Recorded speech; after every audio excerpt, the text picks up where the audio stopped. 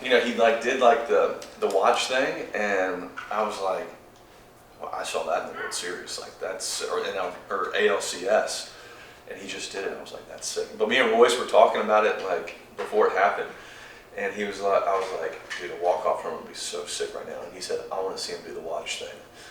And he did it, and me and we were like, oh my God, he did it. And that's when I jumped over, and I was like, I'm not an emotional guy, but I got emotional there. That was really cool.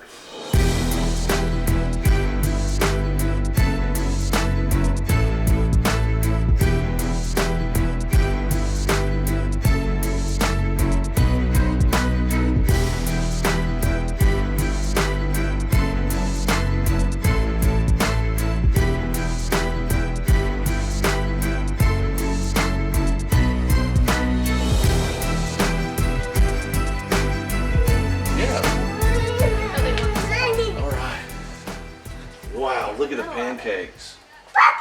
Yeah. Are you gonna eat one? On our street in Atlanta that we live in, it's very welcoming, very warm, very green, and this kind of reminds of me of home. And despite the cold in the beginning of the year, but we lived in LA, we lived in Cincinnati, and honestly, I feel like this is the closest I've felt to home between all three of the cities, honestly. And so. Very happy we're here, and very excited for the rest of the year and stuff. We've had our ups and downs throughout the whole year, and it's a long season, and so we just got to get hot on the run and push for that and take care of business.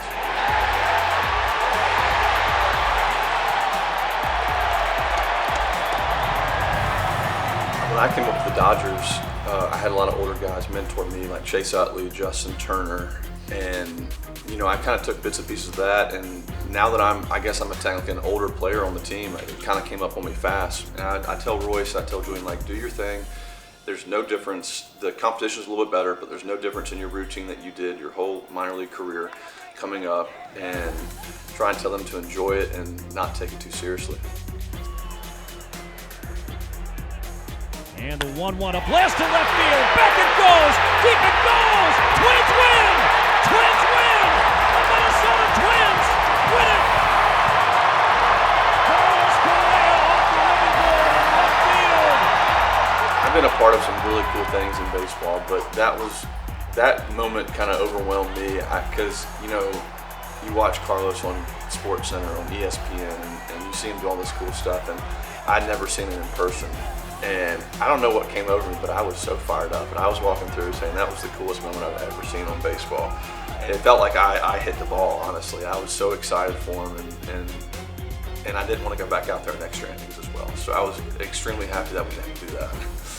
It's a great atmosphere, man. It's what you want to be part of, that great atmosphere with the crowd involved in the game all the time. It was really fun to play today in front of so many people. So. Yeah, I enjoyed that a lot. Yeah, well, one of the reasons we do this is for nights like this, and you get a chance to watch your guys come through so big, and against one of the best pitchers in baseball that we were facing there late in the game. Overall, thought we played a good ball game.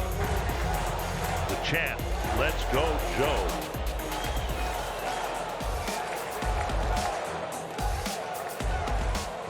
Popped up.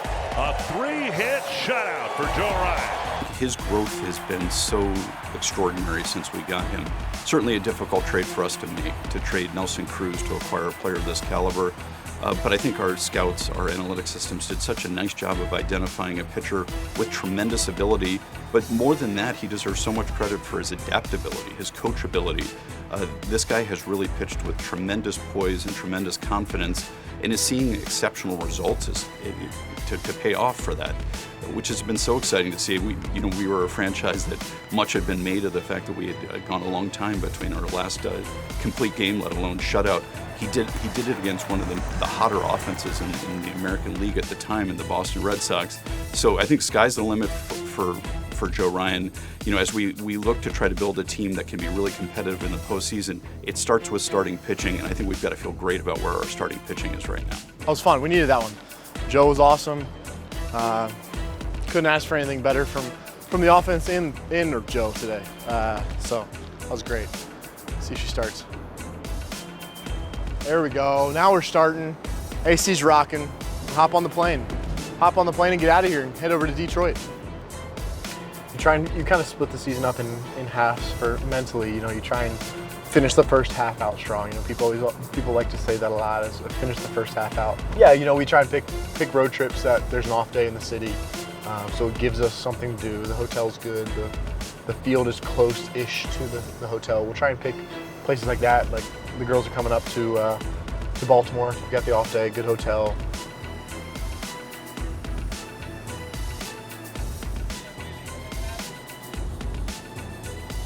I usually go for more of the burgers.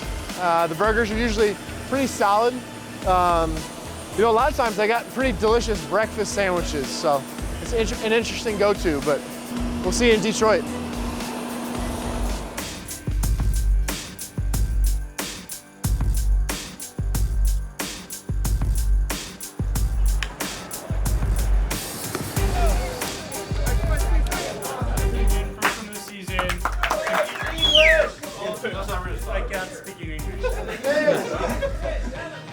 This is the first win, you know, coming off of Tommy John, and I'm really thankful for Vassy and the teammates who came through all the way. I'm just super thankful. Thank you, guys.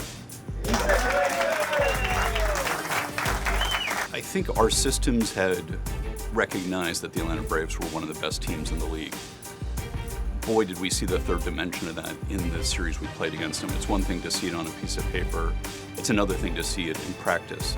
Now, I will say that if you had told me we were going to go into Atlanta and give up 13 runs over 3 days to that lineup, I would tell you that I would be pretty pleased with that and figure we were going to be pretty competitive. So from a big picture standpoint, yes, we went 0-3, but I look at it and say we were competitive with one of, if not the best teams in the major leagues right now.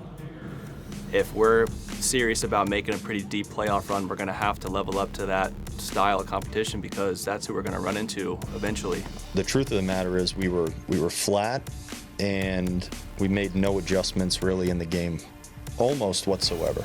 And if you're going to call a spade and say how it is, that's not good baseball. We got wiped this series by the team on the other side of the field. This is something we discussed too when we were in Atlanta, was just having good at-bats and then communicating those at-bats, communicating the pitches and the sequences that the guy on the mound was doing, or his tendencies.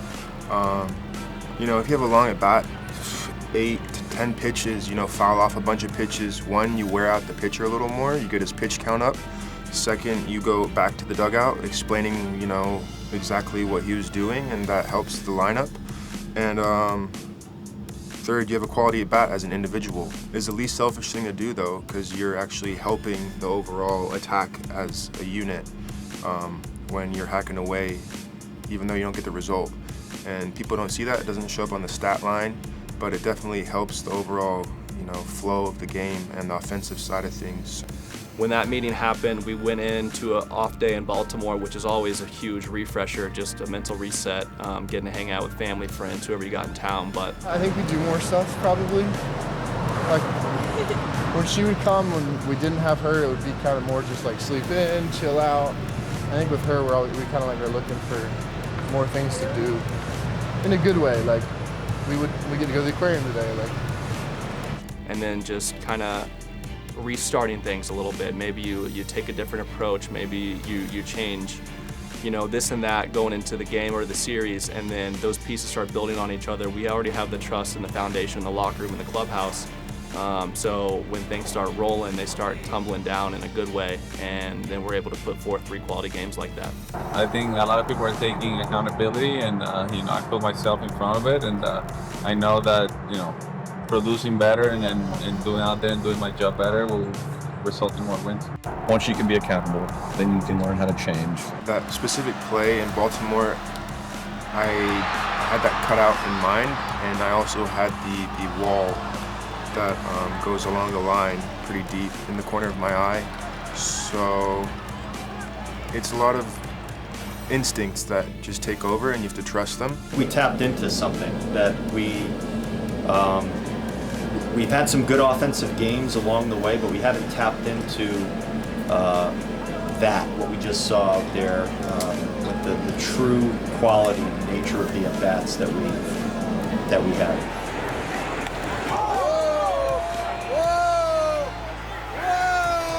Kind of had a little reset button the other day, and we're coming out here trying to have fun, playing focus, playing for each other, picking each other up throughout ball games, and we're going to come out here with that intent and that focus going forward. Good job, Max. Way to do it, baby. Yeah, playing behind this pitching staff has been a lot of fun.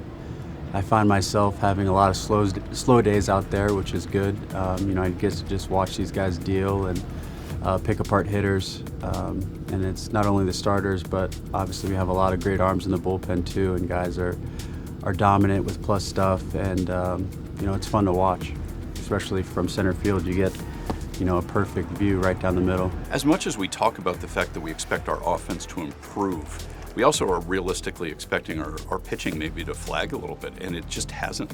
It's been exceptional. We still stand atop the major leagues in terms of WAR produced by our starting rotation. We're in the top 10 WAR produced by our relief corps. As an aggregate, we're the second or third best pitching staff in the major leagues so far, and it's been exceptional to watch. The starting rotation has given us a chance genuinely to win every single game we're in. They're keeping us close. We're blowing away the concept of quality starts, which is something we didn't necessarily deliver in droves last year. We're delivering that night in and night out. Yes, Sonny Gray gets to be an all-star, which is just absolutely a tremendous accomplishment for him. I think he came into camp this year with such a renewed focus and purpose, and I'm just so happy for him that it's resulted in such a performance that has been exemplary so far this season. He's exceptionally worthy of being an all-star. I think you could have made an argument for quite a few other guys as well. Joe Ryan's had a tremendous first half. Bailey Ober quietly has posted a 2.7 ERA. Certainly Joan Duran at the back end of our bullpen has been exceptional as well. So we had a lot of candidates for the all-star team. One guy's going to get to go and represent what is one of the best pitching staffs in the major leagues. Guys, it's a pleasure of mine every year. It's an honor to stand here and recognize our own in front of the whole team, okay? This year we have one all-star name on the first roster. Give it a little time. There's a chance we could have some more. But right now, making his third all-star game, congratulations, hell of a first half, Sonny Gray.